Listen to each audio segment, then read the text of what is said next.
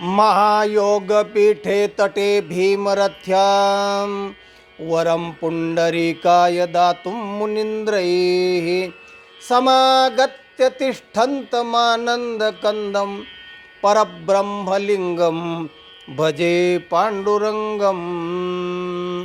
सर्व श्रोत्यांना माझा हार्दिक नमस्कार.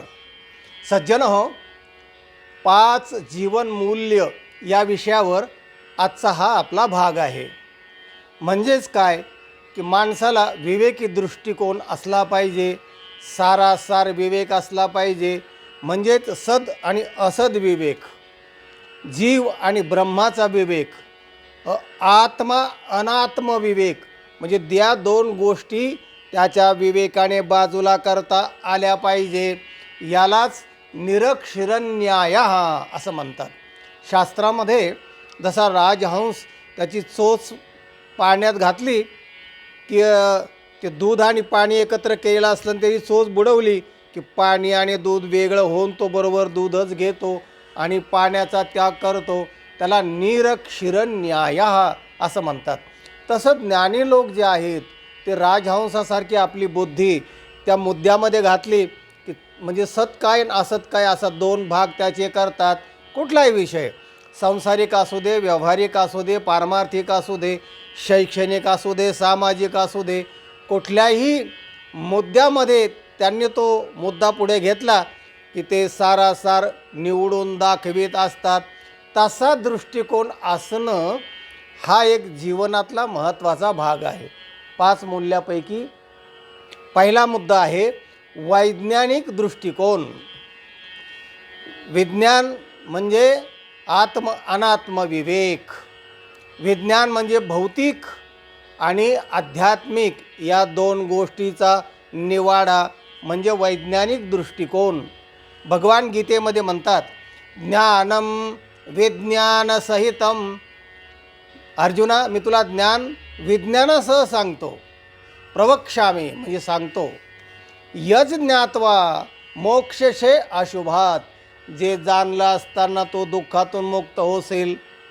म्हणजे असं जे ज्ञान आणि विज्ञान या दोन्हींचा निवाडा असा दृष्टिकोन असणं हा एक जीवनातला महत्त्वाचा मुद्दा आहे. माऊली ज्ञानेश्वर महाराज म्हणतात की म्हणून माझा आदर विवेकावर आहे, विवेकी दृष्टिकोनावर आहे. मज हृदयी सद्गुरू जेणे तारिलो हा संसार पुरो. म्हणोनी विशेषे अत्यादरो विवेकावरी. माझा अत्यादर विवेकावर आहे. आणि तो विवेक कुठे असतो? चंद्र तेथे चंद्रिका, शंभो तेथे अंबिका, संत तेथे विवेका असनेची की. संताजवळ तो विवेक असतो, ज्ञानियांजवळ तो विवेक असतो. असा जो विवेक आहे तर तो विवेक, त्या विवेकावर आपला दृष्टिकोन असला पाहिजे, विवेकी असला पाहिजे. स्वैराबाई एका अभंगात म्हणतात विवेकाचे ठरेल बोल, ऐसे बोलावे बोल, आपुल्या मते उगीच चिखल, कालवो नको रे. हरी भजन बिन काळ, घालवो नको रे. ते म्हणते विवेकाचे ठरेल बोल, ऐसे बोलावे बोल, आपुल्या मते उगीच चिखल, कालवो नको रे. हरी भजन बिन काळ, घालवो नको रे. विवेकाची ठरेल ओल.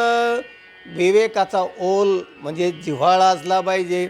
ऐसे बोलावे बोल, त्या बोलण्यामध्ये विवेक असला पाहिजे. उगी बोलता येतं म्हणून बोलायचं नाही. आपुल्या मते ओगीच चिखल, कालवो नको रे. हरी भजन बिन काळ, घालवो नको रे. स्वैराबाई म्हणतात. तेव्हा असा जो विवेक आहे ना तो आपल्याजवळ असला पाहिजे. हा जीवनातला एक महत्त्वाचा मुद्दा झाला. दुसरा मुद्दा आहे वक्तशीरपणा. वेळ ओळखायची, वेळ पाळायची. वेळ फार वेळ गेला हो, काय काळ गेला हो, काळ जात नसतो, काळ व्यापक आहे. काळ आपला, आपण काळाच्या थोबाडात जात असतो. आपण पास होतो. कुठे गेलता? टाईम पास करायला अरे टाईम पास नाही होत, आपण पास होत जातो. म्हणजे आपण पडद्याआड जातो. काळ हा कधी मागे पुढे होत नाही. काळ जसाच्या तसा आहे. काळाचं लक्षण करताना शास्त्रकाराने सांगितलं, विभू आणि व्यापक. व्यापक आहे, विभू आहे आणि स्थिर आहे. तो कधी इकडे तिकडे होत नाही. आपल्या व्यवहारासाठी आपण सोमवार, मंगळवार, बुधवार, गुरुवार हे वार केलेले आहेत, वर्ष केलेले आहेत, तास केलेले आहेत, मिनिटं केलेले आहेत, सेकंद केलेले आहेत. हे आपल्या व्यवहारासाठी आपण व्यवस्था केलेली आहे. काळ कधी मागे पुढे होत नाही. तेव्हा प्रत्येक क्षण आपला जो हातात आहे, तर तो वक्तशीरपणा पाळून, वेळ पाळून, वेळ ओळखून केला पाहिजे.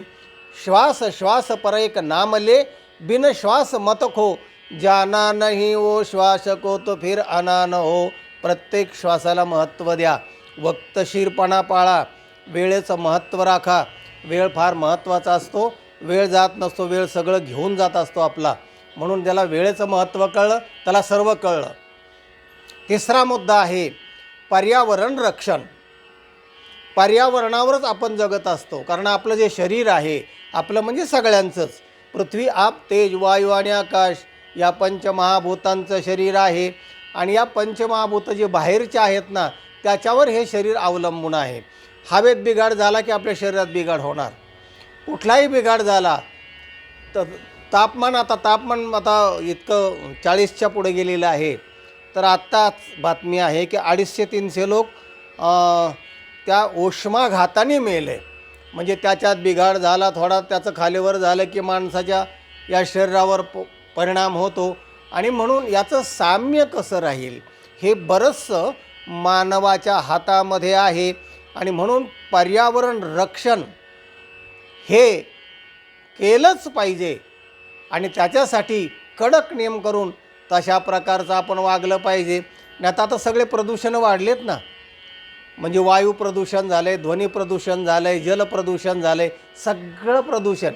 वैचारिकसुद्धा प्रदूषण लोकांचं झालं आहे. आता काहीही करतात, काहीही पितात, काहीही खातात आणि काही शिव्या भांडणं करून, काय मारामाऱ्या करून, काय वाटेल ते करतात झालं. आता जे चॅनल पाहिले, बातमी लावली की बास, कोणी कोणाला किती चिरडलं आणि कोणी किती तुरुंगात गेलेत, याच्याशिवाय दुसऱ्या बातम्याच नाही. राजकारण, त्याच्यानंतर राजकारण्याच्या लागतात. तो त्याला नावं ठेवतो आणि तो त्याला नावं ठेवतो. सगळं केलं ते आम्हीच केलं, पूर्वी काहीच नव्हतं असं त्यांचं, पूर्वी पृथ्वीसुद्धा नव्हती, यांनी सगळं निर्माण केलं असं. अशा प्रकारच्या भावनेतून हे सगळे माणसं बोलत असतात.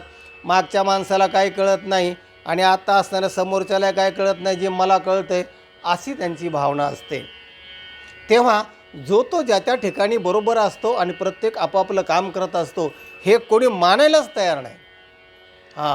अशा प्रकारचं ते पर्यावरण रक्षण म्हणजे करत असताना कडक नियम केले पाहिजे, हे मी सांगत होतो. आणि चौथा मुद्दा आहे श्रमप्रतिष्ठा. कामाला महत्त्व दिलं पाहिजे. आता हे जे दारू पिणाऱ्यांचे जे गाड्याखाली माणसं चिरडल्या जातात, सगळे चॅनल ते काम करतात. परवा मनुस्मृती दहनाचा कार्यक्रम, तर जिकडे तिकडे सगळ्या महाराष्ट्रभर जिकडे तिकडे जाळपोळण, जिकडे तिकडे निंदा नालस्त्यान, लाखो लोक त्या रस्त्यावर उतरून हे सगळे कामं रोजच्या रोज चाललेले आहेत. उकरून काढायचं आणि सुरू करायचं. किती वेळ वाया जातो आहे माणसाचा. श्रमप्रतिष्ठा, हे जे सगळे श्रम आहेत ना, आपण चुकीच्या ठिकाणी वापरतो आहोत. वेळ आपला चुकीच्या ठिकाणी जातो आहे. तेव्हा श्रमिक लोक फक्त श्रम करत आहेत. बाकीचे जे सगळे लोक आहेत तर ते अशा प्रकारचा श्रम न करता याच्यामध्ये निंदा नालस्ती करून लोकांचे आत्मविश्वास कमी करतात आणि सतत दुही निर्माण करतात. तेव्हा श्रमाला प्रतिष्ठा द्या. भगवद्गीता सांगते, भुंजते ते त्वगम पापा ये पचन्त्यात्मकारणात. जे स्वतःसाठीच कमवतात, स्वतःच शिजवतात आणि स्वतःच खातात, ते पाप भक्षण करतात. म्हणजे आपल्या पोटापुरतं तर कमवलंच पाहिजे. पण दुसऱ्याला काय देता येईल का हा दुसराही भाग पाहिला पाहिजे. पण काही माणसं आपण पोटे ज्याला म्हणतो आपण, आपल्यासाठीच कमावतात, आपल्यासाठीच खातात, तर ते पाप भक्षण करतात असं भगवद्गीता सांगते. जर आपल्याकडून सामाजिक, शैक्षणिक, काय धार्मिक कुठलं काम जर झालं नाही दिवसभरामध्ये, तर आपण त्या दिवशी उपवास केला पाहिजे की माझ्या हातून आज तासभर का होईना चांगलं काम झालेलं नाही आहे, श्रम झालेले नाही आहेत, मी अगदी दुसऱ्याच कामामध्ये वेळ घातलेला आहे, चंगळवादामध्ये आणि उगे गप्पा गोष्टीमध्ये, तर त्याला अन्न खाण्याचा अधिकार नाही. त्या दिवशी त्याने उपवासच केला पाहिजे. तेव्हा श्रमप्रतिष्ठेला महत्त्व द्या, कर्मयोगाला महत्त्व द्या. बाकीचे योग जे आहेत ना ते सांगणं आणि योगाचे फोसफोस करत बसणं या गोष्टीमध्ये जास्त लोक वेळ घालवतात. 5वा मुद्दा आहे एकात्मता, म्हणजे समानता, समता. तुकाराम महाराज म्हणतात की देवा, नर नारी बाळे अवघा नारायण ऐसे माझे मन करी देवा. नर नारी बाळे म्हणजे सर्व ठिकाणी सारखं आहे असं माझं मन कर, असं केलं पाहिजे. पण भेद निर्माण करायचे, स्त्रिया आरक्षण, पुरुषाला अमुक आरक्षण, जाती तितकं आरक्षण, तमुकाला तितकं आरक्षण, म्हणजे भेद निर्माण करायचे आणि त्यांच्यापुढे वेगवेगळ्या प्रकारचे आमिष टाकायचे आणि सतत भेदभाव कसा राहील. मग वेगवेगळ्या प्रकाराने निवडणुकीचे प्रकार असतील, काही अभिलाषा दाखवून असतील, तसं जातीयवाद असेल, पुन्हा प्रांतिकवाद असेल, भाषावाद असतील आणि रंगभेदाचे असतील. हा अमुक हा काळपट आहे, हा गोरा आहे, हा इतर जातीचा आहे, अशा प्रकारचे मानवनिर्मित भेद तयार करायचे आणि त्याच्यामध्ये माणसाला खिळवून ठेवायचं. तुकाराम महाराज म्हणतात, वैष्णवमय जग वैष्णवांचा धर्म, भेदाभेद भ्रम अमंगळ. भेद निर्माण करू नका. जो निसर्गनिर्मित भेद आहे परमेश्वराने निर्माण केलेला तो राहणारच आहे, तो जाणार नाही आहे आणि तो भेद त्रास देत नाही आहे. स्त्री पुरुष भेद आपण केला आहे का? नाही. स्त्री होणार, पुरुष पुरुषच राहणार आहे. म्हणजे स्त्रीत्व, पुरुषत्व, मनुष्यत्व हे त्व लागला की तो जातीवाचक आहे, तो ती जात दाखवतो, स्त्रीत्वाची जात दाखवतो. वृक्षत्व, घटत्व, पटत्व तस तो दाखवतो. पण महार, मांग, चांभार, कुंभार, तो उंच आहेस, तो नीच आहेस, हे मानवनिर्मित भेद आहेत आणि त्याच्या आधाराने माणसामध्ये भेद निर्माण करणं चुकीचं आहे. मानवनिर्मित भेद माणसाला त्रास देतात, ते गेले पाहिजे. समूळ उच्चाटन झालं पाहिजे त्याचं आणि त्याच्यावर विवेक वापरला पाहिजे. पहिला जो मुद्दा मी सांगितला की विवेक, तिथे विवेक खरा जागा करणं महत्त्वाचं आहे, तर ते करणं म्हणजे हे जीवनातलं मूल्य आहे. असे जे पंचमूल्य आहेत हे समजवून घेऊन जर माणसाने आपल्या जीवनात आचरणात आणले तर त्याचं जीवन सुकर होईल, म्हणजे सुखकर होईल, सुलभ होईल, आनंदमय, मंगलमय होईल, असा हा आजच्या व्हिडिओचा तात्पर्यार्थ आहे. सज्जन हो, आजचा हा व्हिडिओ इतरांना पाठवा, लाईक करा आणि ज्यांनी चॅनलला सबस्क्राईब केलेलं नाही कृपया त्यांनी चॅनलला सबस्क्राईब करा. व्हिडिओ पूर्ण ऐकत जा तात्पर्यापर्यंत. रामकृष्ण हरी.